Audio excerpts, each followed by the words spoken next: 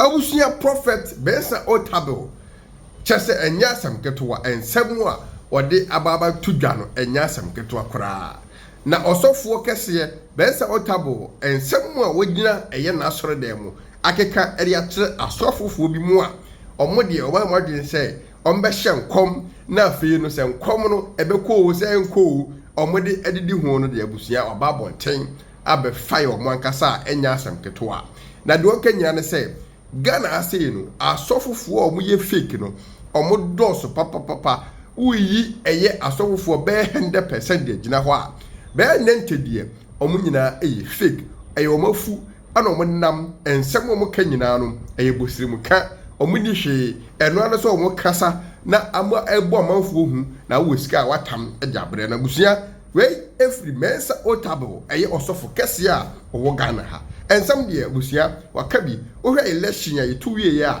ehun nsem nyina aka hu bi enko ni ngotie me ba e beto aso e de ama. About 95% of people who call themselves prophets in Ghana are quacks.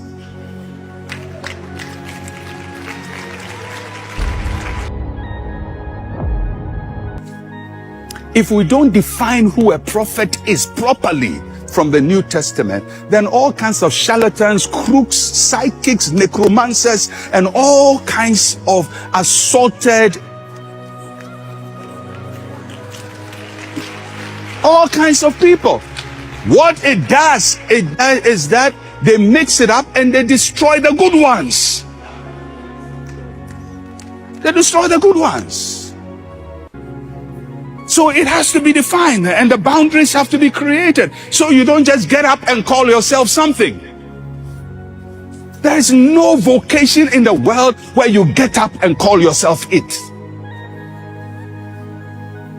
Tell me which vocation in the world that you get up and call yourself it. Somebody starts a church, has a few cockroaches and lizards roaming in the classroom. He puts down chairs for them and he says, I'm an apostle. Apostle? Do you know how? Do you know what an apostle is? But because there's no definition, people just get up and assign these things to themselves and allude to themselves. And so what happens is the right thing gets destroyed. The foundations are destroyed. The people who must be heard are no longer heard because the quacks have saturated the market. And I have said it, and I'll say it without any shadow of doubt, based on my knowledge of the scriptures, based on my knowledge of church history, which I have extensive knowledge of, based on my theological reasoning, based on my experiential observation, that about 95% of people who call themselves prophets in Ghana are quacks.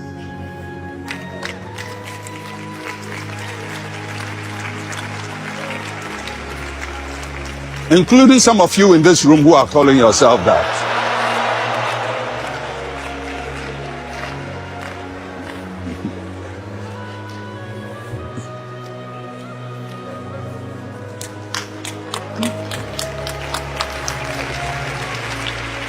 And I say this with the pure love of the Lord Jesus Christ. I'm not saying this to shame you. I'm not saying this to belittle you. I'm saying if you're not a doctor, don't call yourself doctor. If you're a lab technician, just say I'm a lab technician. One day I'll be a doctor. But don't call yourself what you are not. And don't think that by calling yourself something you are. Because if you are not a doctor and you call yourself a doctor and you're walking around the hospital and somebody's going to the theater and they say, come along and do the theater, you'll be under pressure to do a surgery and you cut somebody. And he says, I have a problem with my spleen. And then you cut something else. and then leave scissors and everything inside the stomach. Kill somebody's child. You kill somebody's child. And there are people ruining families, ruining people's lives, destroying people because they have taken a title upon themselves and are forced to do something. Sometimes by reading Facebook notes, sometimes by collecting information, sometimes by doing just nice psychology on people.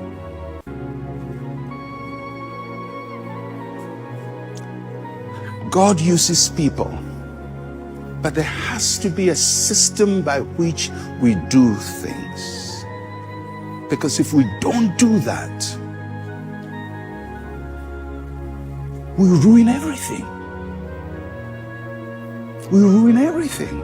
Then we create such a scandal and mistrust for everybody who calls himself a clergyman in Ghana. Eventually they say we are all crooks, we are all charlatans, because that is what happens. If a few doctors make mistakes, we say all these doctors are charlatans.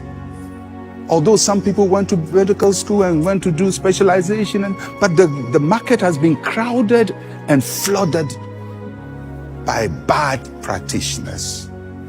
So I believe that we have to do ourselves surgery. And if charismatics don't do it, I will do it. I hope you get me. And I won't stop today, and I won't stop tomorrow. And I'm going to go deeper and deeper and deeper. And I'm going to point from the scriptures. And I'm going to teach from church history. And I'm going to teach from the history of the Pentecostal church and the charismatic movement, because I have studied it. And I'm going to use it. And I'm going to help all of us to cure. I hope you get me. I'm going to help all of us to cure, so that we can stand up and say, this is a wholesome church. Things are done well. As Paul told the Corinthian church, let everything be done in order. There is orderliness in the operation of the gifts of the Spirit. There's orderliness in the operation of the supernatural. The supernatural must not be chaotic. It's not a free-for-all thing. Paul says when you go to church and you prophesy, people must sit and judge it. That's what Paul said. You must judge it. That means that there should be other people listening and saying, point one, why did you tell the woman when I was praying, I saw you were wearing red underwear? Yeah, wrong. Somebody must mark it and say wrong. Why did you call the person in front and describe their sickness so that the person, even after he's healed, has a stigma? Why? So others are judging and say, brother, the word was good, but it was poorly delivered. And it didn't affirm human dignity. It destroyed the value of a human being. That's how you judge. So that the practitioners now become more conscious of delivering a gift of God in a noble manner.